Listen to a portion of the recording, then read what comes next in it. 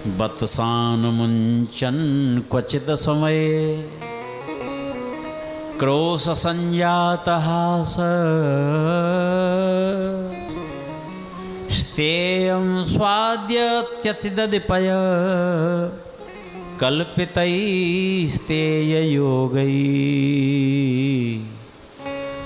मरकानुभोक्षन् विभजति सचेन नात्यभाण्डं भिनत्ति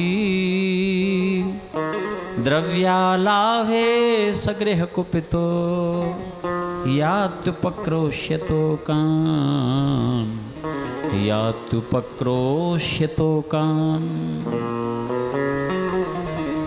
असमय में ही बछड़ों को छोड़ देता है। समय हुआ नहीं, बछड़े छोड़ दिए, दूध पी जाते हैं। हम जाती हैं तो दूध नहीं है। क्यों छोड़ देते बछड़ा? इसीलिए गाय के दूध के ऊपर पहला अधिकार बच्चे का होता है। जो शेष बचे उसी का मालिक का अधिकार होता है। अथवा तो श्री ठाकुर जी को ऐसा नहीं कि तुम इतना जप कर लोगे, इतना तप कर लोगे, हाँ, तब ही मेरी प्राप्ति होगी। असमय में ही मैं तुमको स्वीकार कर लूँगा, सारे बंधनों से मुक्त कर दूँगा। हृदय से मेरी चाह तो करो, प्रतीक्षा नहीं करवाता हूँ मैं।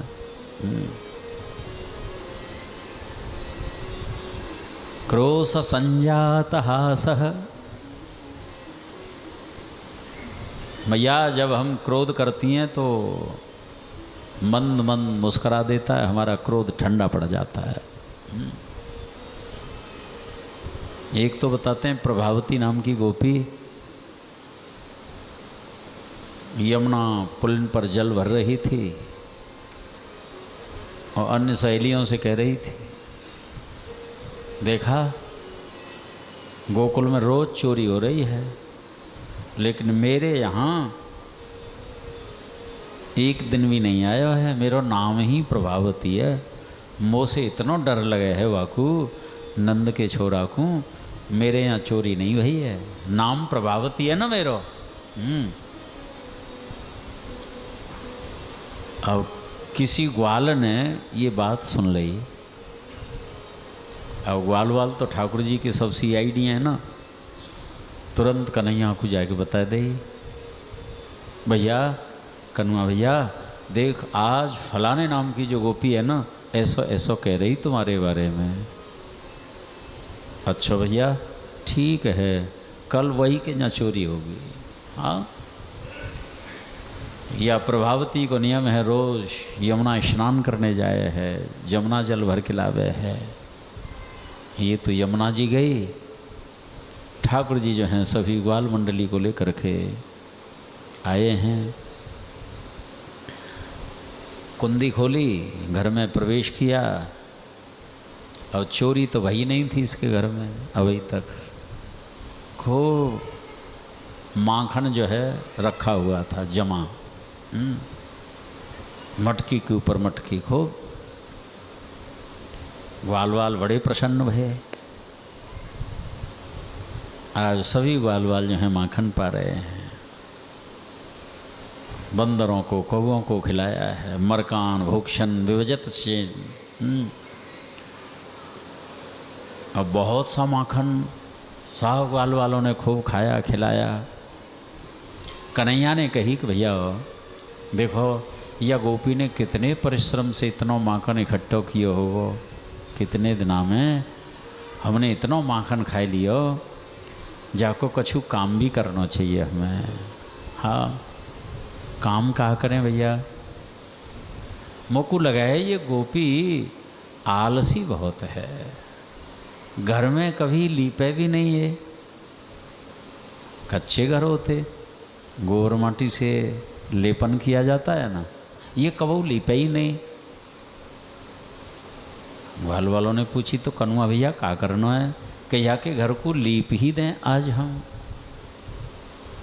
ठीक है भैया, मैं गोबर ले आऊँगो, मैं माटी ले आऊँगो, मैं पानी ले आऊँगा। कह नहीं नहीं नहीं, ये सब करने की ज़रूरत नहीं, अरे लीपना ही तो है, काऊ से लीपो, माखन से लीप देंगे।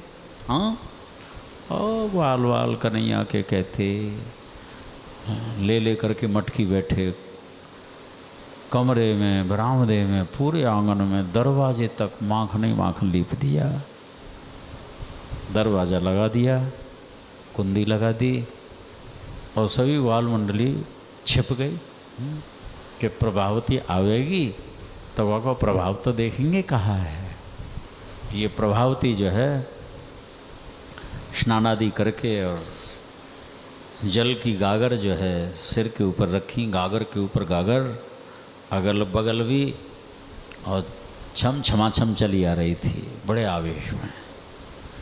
जैसे ही दरवाजे पर आई, इसको तो कुछ मालूम नहीं, एकाएक कुंडी खोली, घर में प्रवेश कर गई। ऐसी सरकी, ऐसी ररकती वही, हाँ जैसे हवा में चले है ना, हाँ सीधे आंगन में जाके गिरी भड़ाक से, और गागर भी फूट गई, कीच हो गई। बार बार उठे, बार बार गिरे, बार बार उठे, बार बार गिरे। अब जितनी भी ग्वाल मंडली है दरवाजे पर आ गई, अब ताली बजा बजा करके कहो प्रभावती यही तेरा प्रभाव है ना, तू ऐसा ऐसा कह रही ना कल, वायु को फल तो को मिला है। हाँ, ये प्रभावती तो बड़े आश्चर्य में पड़ गई, ये नंद को छोड़ा है, घर फोड़ा है, हाय देखो तो सही, कैसा कौतुक किया जाने। बोलिए माखन चोर भगवान की जय।